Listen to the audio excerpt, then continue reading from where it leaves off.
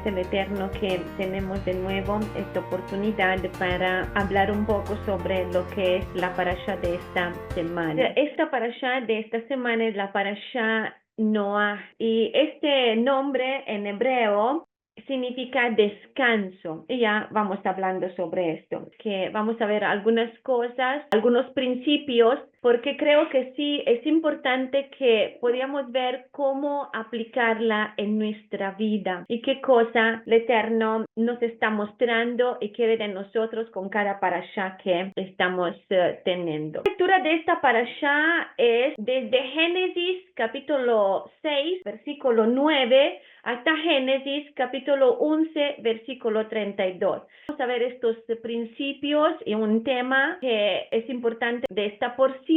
Por esto les sugiero que tengan su Biblia ahí y que puedan seguir también los versículos, porque no vamos a leer todos, sino solamente algunos versículos que son más importantes, que tienen que ver con el tema que estamos tratando. En la tradición, el nombre, vemos que de cada parashot, de cada porción, se toma de las primeras palabras que aparecen en el primer versículo que vemos de cada porción. En este caso, Noé aparece desde el primer versículo, que es en Génesis 6, versículo 9, y dice: estas son las generaciones de Noé o Noah. Noé, varón justo, era perfecto en sus generaciones. Con Elohim caminó Noé. Noah significa descanso, pero también consuelo. Y en el sentido espiritual, esto es muy interesante porque Noé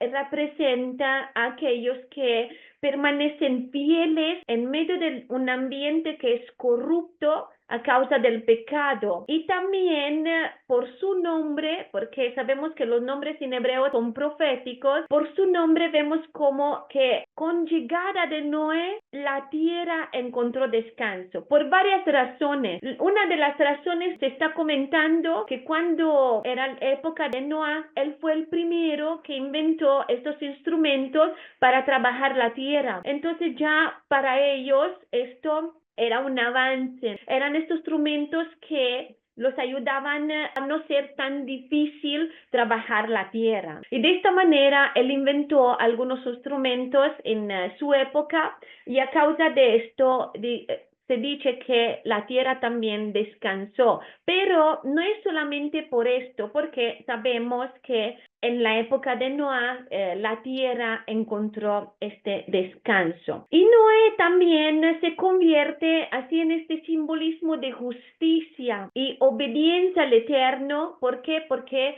permanece fiel al Eterno. Y vemos como su nombre anticipa propio esto, el descanso o el alivio que traerá la creación en medio del juicio de este diluvio. A través de Noé vemos que la humanidad y el mundo reciben este nuevo comienzo. Y esto recuerda que la misericordia y las promesas del Eterno, incluso sin estos momentos de juicio. Y de esta manera vemos que Noah es un nombre profético que implica este reposo o descanso. Vamos a continuar entonces con estos principios espirituales. Quiero que veamos esto para aplicarlos en nuestra vida. Creo que podemos ver estos dos principios espirituales de esta parasha, que es vivir con integridad en medio de la corrupción. Y este es uno de los temas que creo que es principal. Y nosotros queremos enfocarnos ahora en este principio espiritual que es práctico para poder aplicarlo en nuestra vida y seguir según lo que dice la Torá. Ahora, para los que no saben, cuando nosotros estamos hablando de la Torá, estamos hablando de lo que está escrito en los primeros 5 libros de la Biblia. Y estamos hablando pues de todo lo que está escrito de Génesis hasta Deuteronomio, pero no solamente Torá fue traducido como ley,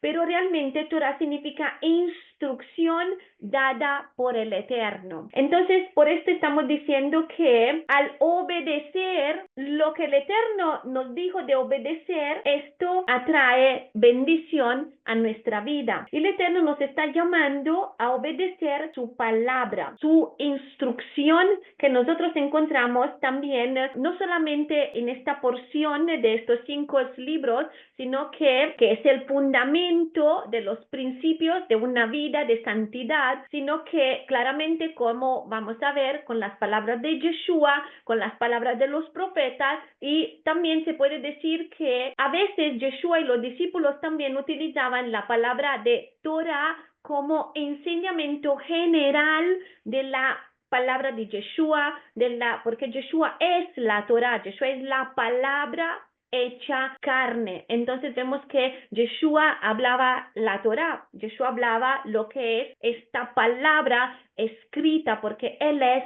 la palabra. Podemos ver también otro principio que es evitar el orgullo y la autosuficiencia. Y este otro principio es importante también porque además de esto que vamos a hablar sobre el orgullo, esta autosuficiencia, nos subraya la humildad y esta necesidad de depender del Eterno, en vez de confiar en nuestra propia autosuficiencia. Y estos principios muestran estas lecciones valiosas que podemos aplicar en nuestro día a día. Y la Torah también nos da esta base firme para fortalecer nuestro espíritu y poder vivir de acuerdo con la voluntad del Eterno. Dentro de la parashá de Noah, claramente encontramos principios espirituales para poder orientar nuestra vida según la voluntad del Eterno.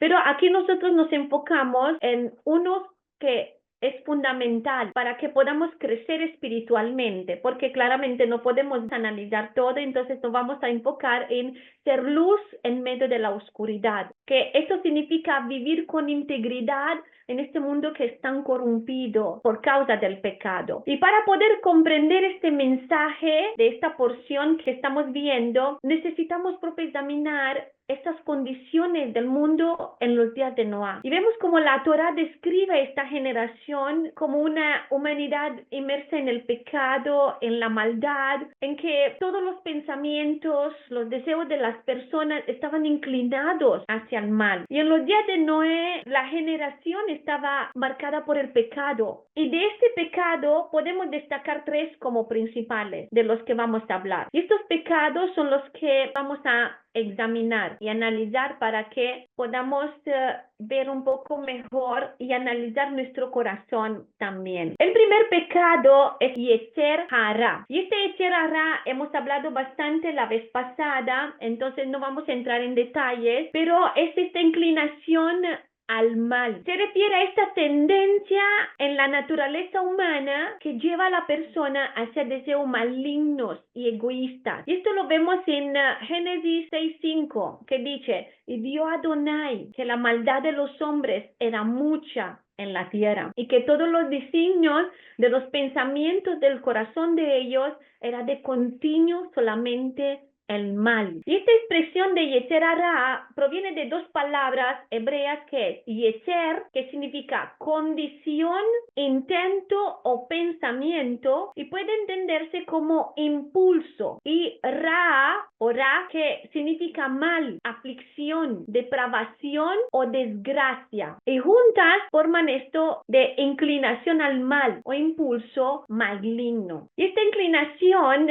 vemos que lleva a las personas a comportarse de una manera egoísta y desobediente delante del Eterno, que buscan el placer sin restricciones, entregándose a otros pecados. Y esto fue este impulso maligno de lo que caracterizó a la generación en que vivía Noah, y se concentraba en la inclinación hacia lo negativo. El segundo pecado es Shahat en hebreo. Se traduce como corrupción o algo arruinado. Y esto se menciona en Génesis 6:12, donde dice: y miró Elohim la tierra, y aquí que estaba corrompida, porque toda la carne había corrompido su camino sobre la tierra. Y la palabra de shahat significa arruinar, dañar, corromper y también destruir o pudrir. Y en este contexto vemos que indica una degradación moral, social y espiritual. Y las personas de esta época vivían en el engaño, en la avaricia, en deshonestidad, en la inmoralidad. Entonces vemos que de esta manera rompiendo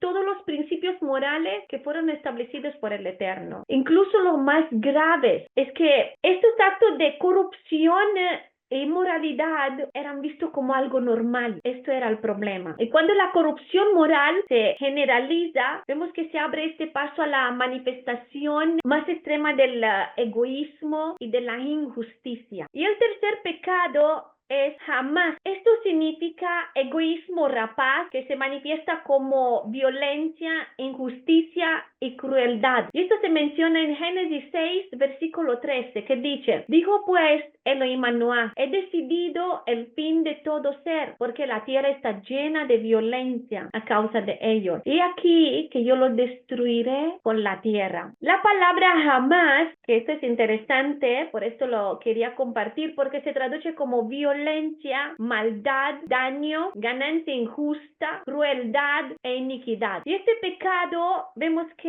llevó al Eterno a ejercer este juicio del diluvio. Las personas vemos como han entregado completamente sus pensamientos, todos sus deseos a la carnalidad y se han corrompido a tal punto de vivir solo para lo malo. El caos, la violencia, vemos como prevalecían tanto que el valor de la vida se había perdido y han motivado al Eterno a decretar este juicio. Y estos tres pecados muestran este crecimiento progresivo del mal. Primero, se permite que los deseos de la carne controlen. Luego, estos límites morales se rompen y esto lleva a la corrupción generalizada que había en esta época como hoy lo vemos, y también puede llevar a ese egoísmo violento y destructivo. Y cuando la sociedad en general llega a este punto, vemos que el Eterno nos está prometiendo que Yeshua regresará con juicio, exactamente como él mismo lo dijo, que la última generación será como los días de Noé. Por esto quiero que analicemos también, porque no es suficiente solamente conocer todo esto, sino ver cómo vivir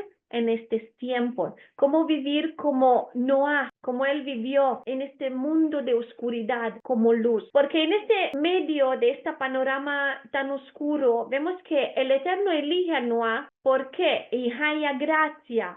¿Por qué? Porque Noé es íntegro. Es este ejemplo de luz en la oscuridad. Noé fue un hombre justo e íntegro en su generación perversa. Y por esto dice el versículo que halló gracia ante los ojos de Adonai. Y aquí se describe a Noé como un varón justo, perfecto. Además de mencionar que él caminó con Elohim. Y en hebreo esta expresión es tzadik Tamim. Y Tzadik se refiere a esta persona justa o que vive conforme a la justicia. Mientras el Tamim significa perfecto o íntegro. Pero también es importante que veamos esto, porque claramente no es esta perfección que nosotros imaginamos. No es la perfección que significa no fallar, porque sabemos que lamentablemente muchas veces fallamos, ¿no? No es esto, sino es ser íntegro, es ser un hombre completo, llegar a ser este hombre maduro que entiende lo que tiene que hacer y que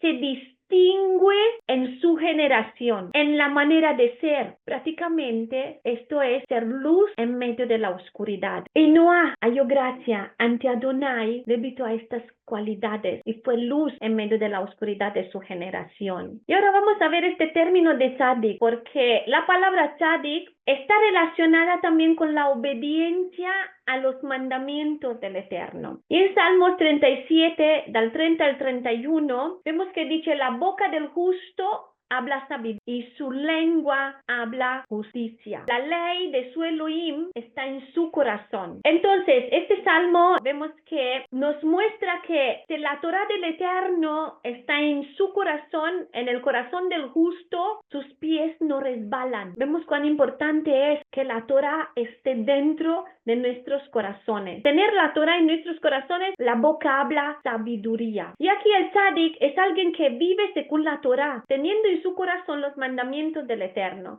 Y por esto permanece firme, tal como lo hizo Noé, quien caminó con Elohim, quien vivió conforme a la Torá. Y esta es la manera de vivir con justicia y rectitud, siendo de esta manera ejemplo de integridad en este mundo que vemos que cada día siempre más se está alejando del Eterno, los que no tienen al Eterno. Y ahora es importante también que veamos qué significa caminar con Elohim, porque esta palabra de caminar en hebreo se dice halá, que significa andar o conducirse de una cierta manera. En las escrituras, cuando dice que Noah caminó con Elohim, vemos que esta expresión sugiere vivir obedeciendo los mandamientos del Eterno. ¿Cómo se nos revela este camino en la Biblia? Tenemos un salmo que es clave para poder entender todo esto, y es el Salmo 119. Es interesante porque nosotros vemos ahí que todo habla de la Torá, y todo habla de la Torá de una manera diferente, o dice mandamientos, o dice preceptos, o dice ley, o dice instrucción, y en ciertas Biblias está escrito de esta manera: el Salmo de la ley, el Salmo de la Torá. Y el versículo 1, que además de esto, todo nos muestra qué significa andar en el camino correcto. O sea, todo el Salmo nos muestra esto. Y en el versículo 1 leamos: bienaventurados los perfectos de camino. Y nos preguntamos, ¿cuál es el camino perfecto? Los que andan en la Torá de Adonai. Y este salmo vemos como enfatiza propio que los que siguen la Torá están en el camino de justicia. Y el versículo 32, si vamos a ir, agrega algo más. Vemos como dice: por el camino de tus mandamientos correré, cuando ensanches mi corazón. Y en el versículo 35 dice: guíame por la senda de tus mandamientos. Aquí la palabra senda es otra manera de referirse al camino. Este es llamado en hebreo nativá. Esto significa camino o sendero. Que así que cuando dice guíame por la senda de tus mandamientos, podemos entender que seguir los mandamientos del Eterno es correr su camino. Y caminar con Elohim entonces es andar realmente en la Torá, en esta instrucción, en esta palabra de vida que tenemos en nuestras manos. Y ahora vamos a ver qué significa actuar con justicia y rectitud, porque ese es el camino que realmente nos llama el Eterno a seguir en este mundo, en medio de la corrupción, para hacer luz como Noé lo fue en su generación. Y así nosotros también podemos convertirnos en tzadikim, en justos que viven con rectitud. Y quien actúa con justicia, nos muestra la palabra, y con rectitud hace exactamente esto: sigue el camino de los mandamientos del Eterno. Esta generación corrupta de Noé, si nosotros vemos nuestra generación también, ¿qué piensan ustedes? ¿Consideramos que nuestra sociedad actual podría parecerse a la generación corrupta de Noé? Yo pienso que sí. ¿Ustedes qué piensan? Yo creo que ya hemos llegado ahí. Y vemos que la Torá describe propio aquella época como una generación marcada por el pecado. De hecho, en Génesis 6:5 vemos que dice: vio Adonai que la maldad de los hombres era mucha en la tierra, y que todo designio de los pensamientos del corazón de ellos era de continuo solamente el mal. Vemos que esta época era dominada por Yetzer Hara, inclinación al mal, y llevó a la generación completa realmente a corromperse, porque muchas veces, como vimos en la imagen de arruinado, algo que está ya arruinado cerca de otro que es buena, vemos que la está destruyendo. Esto es lo que estamos viviendo en la actualidad hoy como hoy. Por esto quiero que reflexionamos un poco sobre esto, porque como en este tiempo vemos un mundo que va en dirección opuesta al Eterno, rechaza su palabra, a la salvación de Yeshua. Y gracias al Eterno, pero que tenemos estas